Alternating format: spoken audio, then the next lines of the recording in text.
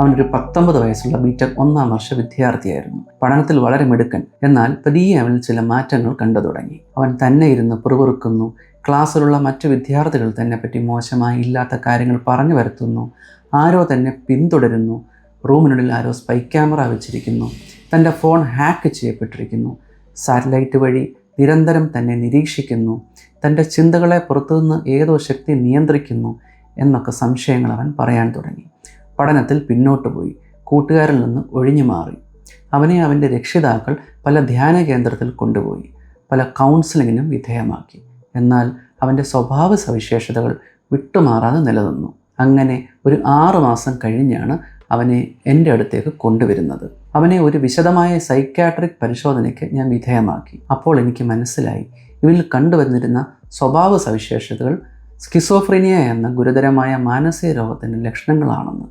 Schizophrenia എന്ന മാനസിക രോഗത്തിനെക്കുറിച്ച് കൂടുതൽ അറിയുവാൻ എൻ്റെ യൂട്യൂബ് ചാനൽ സന്ദർശിക്കുക.